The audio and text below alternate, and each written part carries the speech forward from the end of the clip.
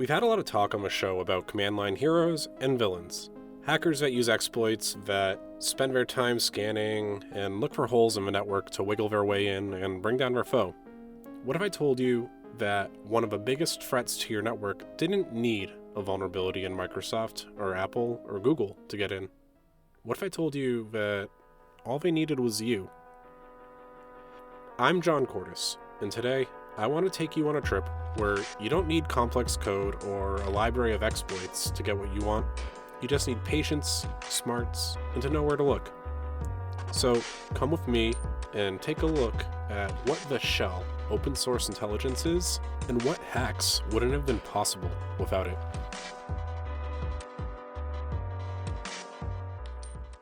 This episode is going to be a little bit different than some of the last few. Whereas I've been telling stories in the past, today I'm going to start out doing a little bit more of a conceptual dive into a few topics, and then tell you how they've been used in a few of the big-time hacks.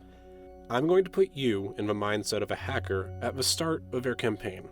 So let's begin with some broad strokes first. And to do that, we'll start at square one of our fake attack. Have you ever thought about how they get that information on you? How do they know your email is right, or that this email they're sending is even going to get delivered? There's a stage in every hack at the start called reconnaissance. In short form, it's just gathering information needed to get started. This reconnaissance can be done on two sides, the scanning side, which we're not going into today, and the open source side. Open source intelligence is any kind of information that is freely available to you via the internet or public record, as long as you know where to look. It's also referred to commonly as OSINT, so if you hear me say that going forward, just know that's what I mean. In this instance, for a future attack, we might say, alright, I want to hack into Chicken Jaw Productions. I'm going to look them up on Google and LinkedIn. On LinkedIn, you'll be able to find the company, and from there, you might be able to find a partial list of employees. And with that list of employee profiles, an attacker can probably correlate it back to at least a few different Facebook profiles.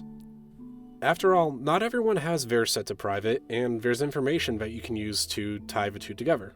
For example, both profiles might have the same job listed publicly, or the same profile picture, or maybe it's based on the location.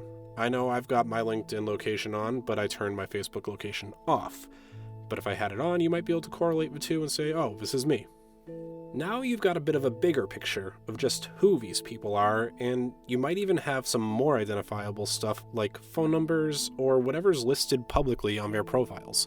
When was the last time you went through and said, I'm going to swap everything to either public, private, friends only? I encourage you to do an audit of that because you might find some surprising stuff that is listed for everyone to see. If you're an attacker, you're building a profile of all these people you've got so far. And in those profiles, there might be things that we're considering keywords, all derived from stuff that you might have posted or liked on your profile.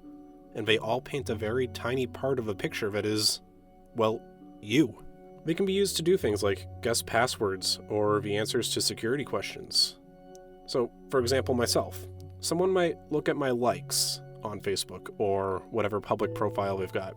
They'll see hacking, they'll see Marvel Comics, they'll see cats, cybersecurity, Dresden Files, stuff like that, and they'll plug it into a tool that creates varying attempts at passwords around them using this information.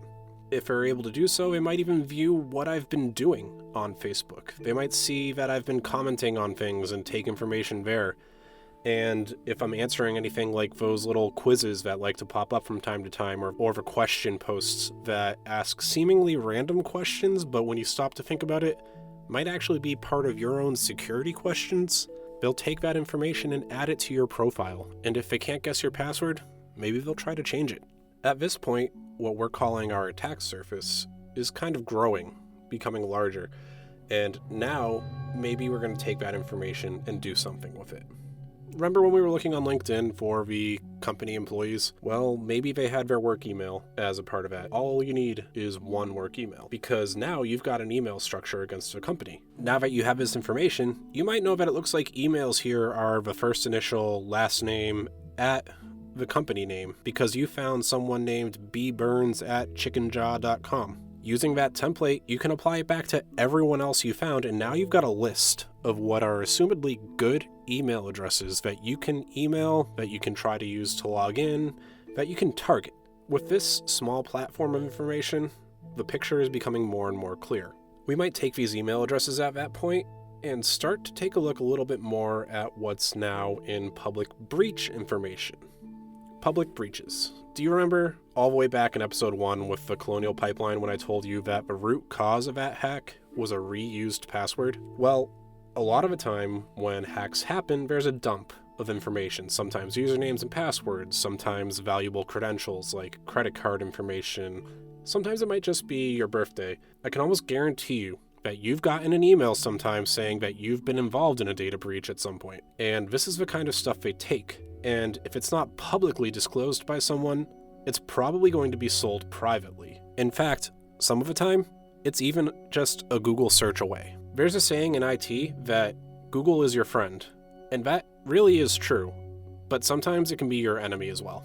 I want to run you through a quick example of this. We're going to pretend that I'm currently the target for you, the attacker, and you've plugged my email address that you have just found into Google. Now, this is an old decommissioned email address that I had a while back, but do you know what you found? You found a post on a forum where people sell usernames and passwords. They sell stolen credit card information, database dumps, and more. This is a public website where if you're a member, you can sell your services for hacking for the right price or buy a tool like an ATM skimmer. It's not even concealed behind the dark web. And in that post that you found, there were hundreds of emails and passwords, some of which included students, some of which were clearly work emails, and some of them were just personal emails. This breach data was from a hack on MyFitnessPal. Someone got all this information, posted some of it publicly, but sold the rest of it.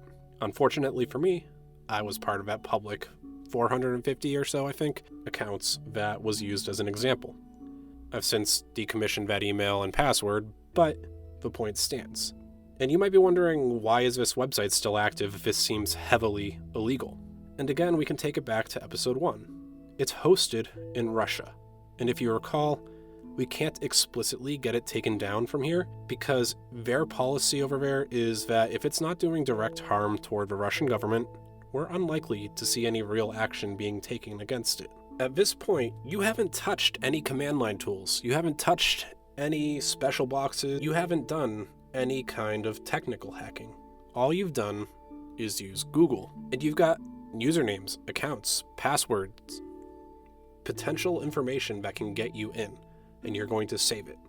Because at this point, you might already have your in and be able to just walk through the front door. This is why it's important to do small security audits on your own email addresses, change your password frequently, because you never know what is actually out there on you. There are tools that you can use.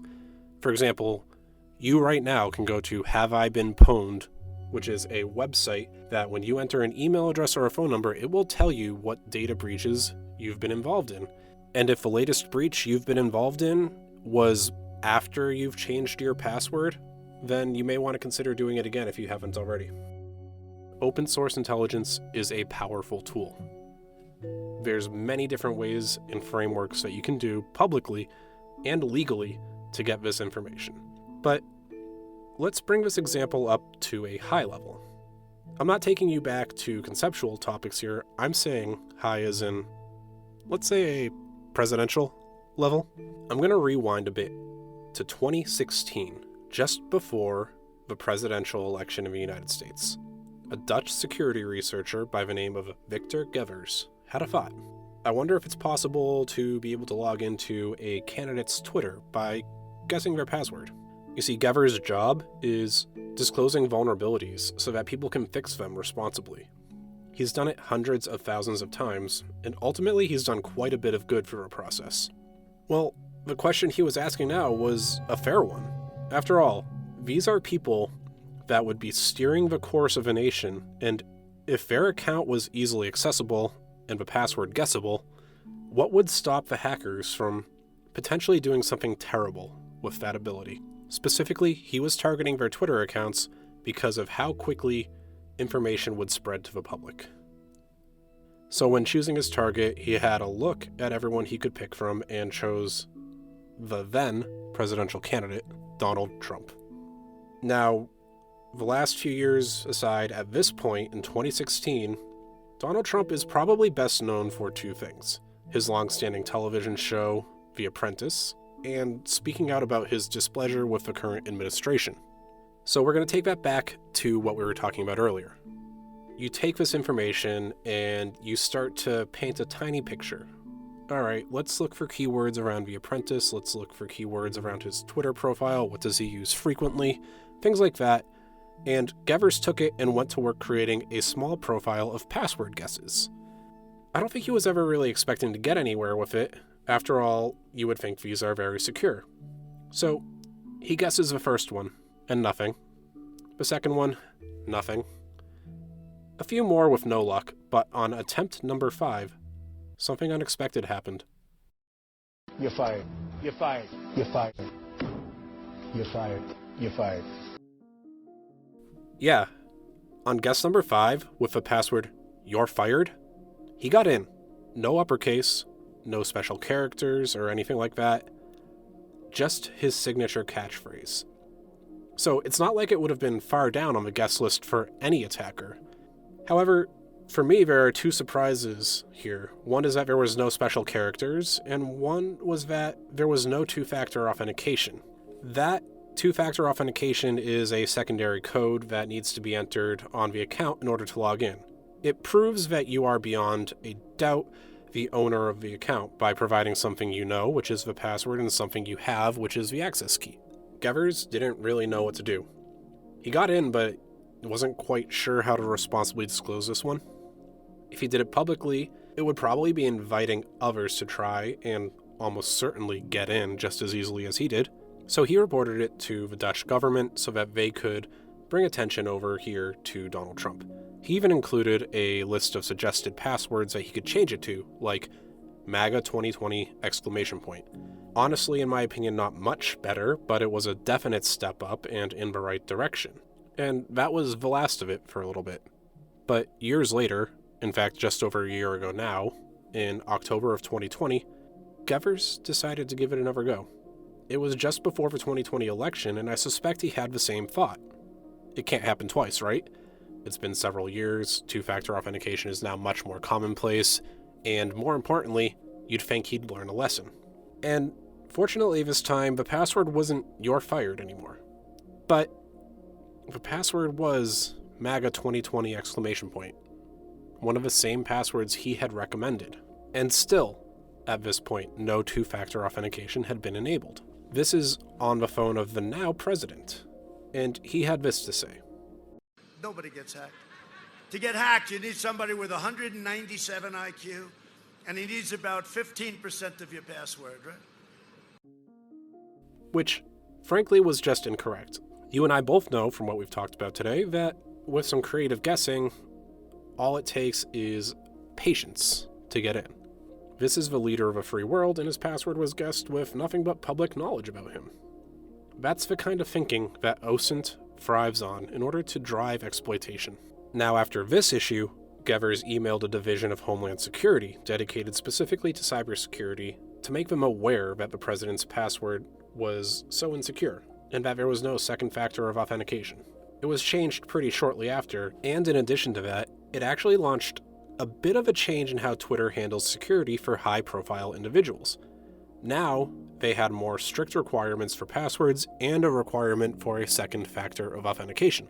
I hope you have a bit of clarity here on how easy it can be for someone to derive a password based on just your likes, based on what you say online, based on what you do. It's one of the reasons why random passwords are usually a better way to go, because you run less of a risk of accidentally exposing your password to the public. Let's take a step back and go back to that email list that we had at the very beginning of the episode, when we were fishing around LinkedIn. Because the next thing I want to talk about is phishing. You probably know about phishing. It's when someone sends an email to you and it's got a link or an attachment that's specifically made to trick you into entering something like your personal information or to get you to open it. And you're not supposed to. It's one of the biggest problems out there because it's insanely easy to do, and the attackers don't really care if they get your email address wrong, as long as they get someone else's email address right. So when they're forming these lists, they'll use multiple attempts at email addresses. They might take J. Cordes, they might take John.Cordes, they might take John Cordes at whatever email domain they want to use, and as long as it hits one of those, it's got to me. And while we're on the topic of presidential compromises, let's flip to the other side of the fence here. Let's see how easily phishing can snowball with Hillary Clinton. We're going to go back to that 2016 election again. It was a big year for major cybersecurity issues with regards to candidates. And in this case, a major issue came to light when it became clear that personal email systems were being used for government purposes with regard to the Clinton campaign and positions. We're not going to dive into the emails or the policy surrounding it.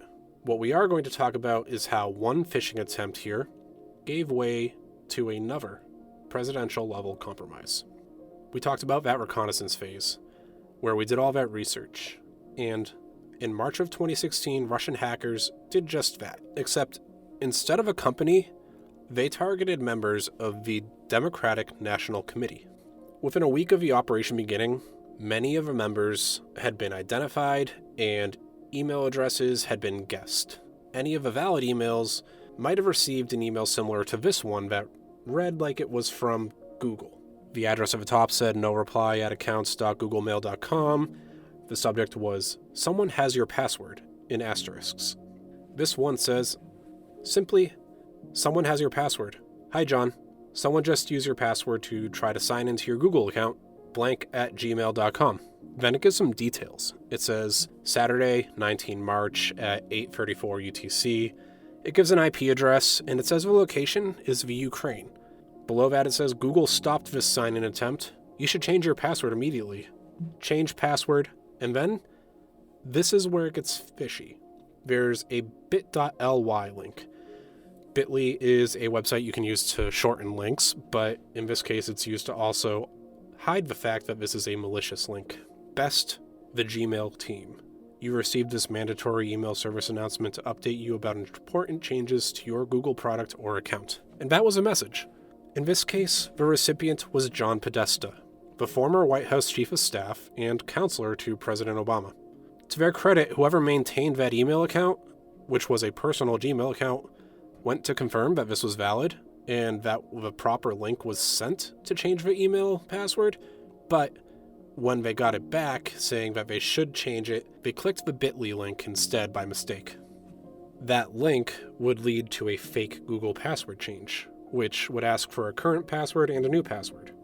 And that single link would spawn what's known as the Podesta emails on WikiLeaks.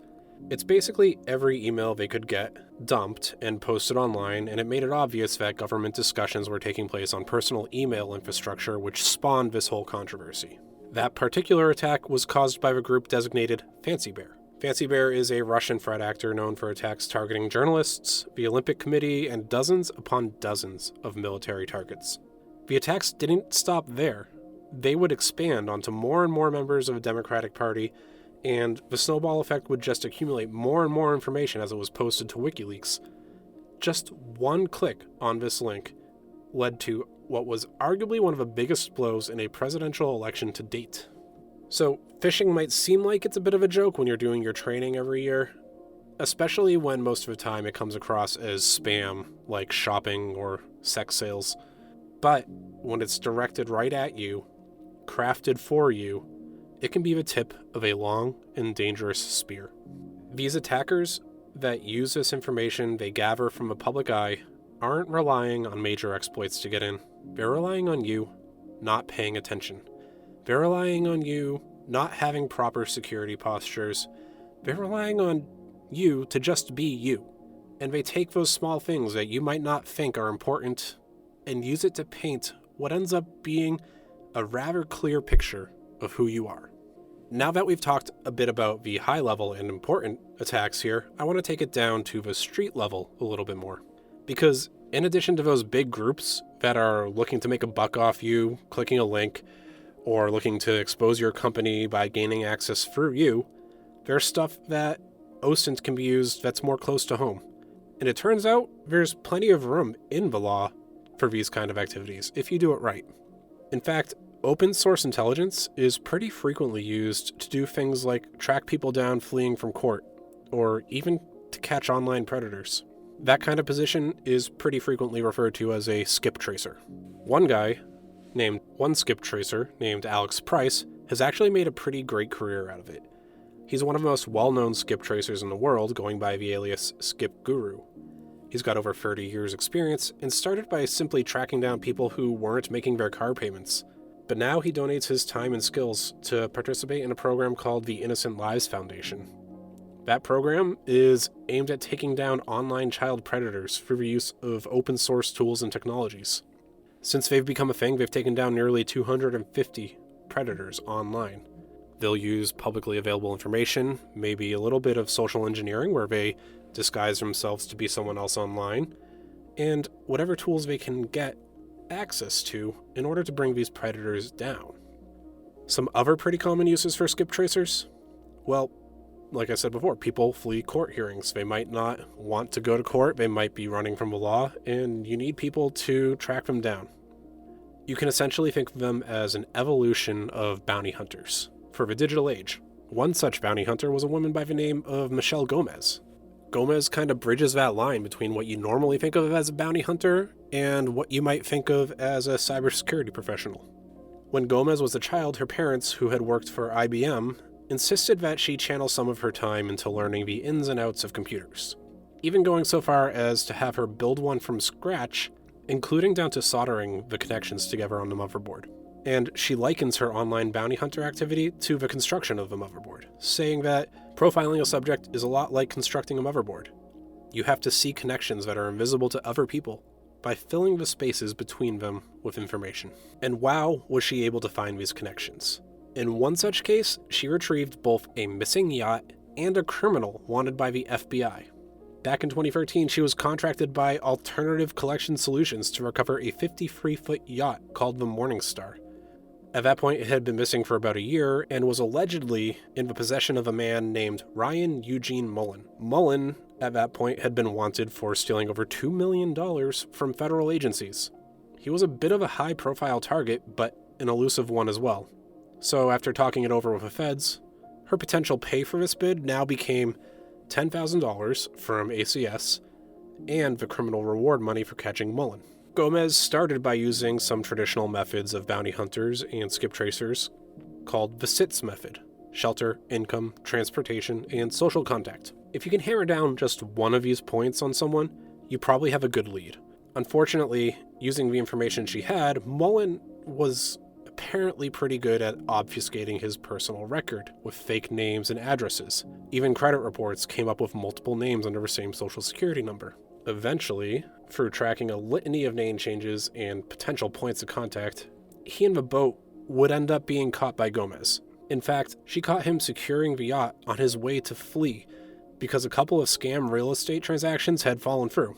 And after cuffing him up and getting him over to the authorities, she managed to get the boat released to her custody that same day to bring back to ACS. It's certainly an exciting field to be in from time to time, but there does seem to be a bit of a spectrum where the excitement can exist. For example, you might just be chasing down someone who's a little bit behind on some of their payments, which might not feel the best, or you might be chasing down people who are on the run like this. Now that I've told you a little bit about some of these jobs and the people behind them, I've actually got something interesting for you all. Next week is normally my week off, but I'm going to be releasing an interview with an actual skip tracer. You might recognize the name Cyber Sector 7. I've posted a few times about him and his podcast where he dives deep into open source watering holes and how he's currently tackling digital privacy. I don't know his real name, so for this, we'll just call him Tank. It's the alias I know him by, and I think it suits the situation fine. Tank has done the job, and I'm going to dive in with him and hopefully have some interesting topics for you to take home next week. It'll be a fun discussion on what kind of things skip tracers do, any interesting stories he might have, and tips for you to help secure yourself in a digital age. For now, I'm John Cordes, and thanks for listening to me tell you what Vishell open source intelligence is. I'm looking forward to getting you all back here next week on our normal week off for that bonus episode. In the meantime, I encourage you to follow me at shell_pod on Instagram and Twitter. And if you like, there's also a Discord page that I'll link in the description of this podcast episode below. You can join there and have discussions with me and a couple other people. It's not a big channel yet, but we're hoping to grow it. I'll see you next week for this interview.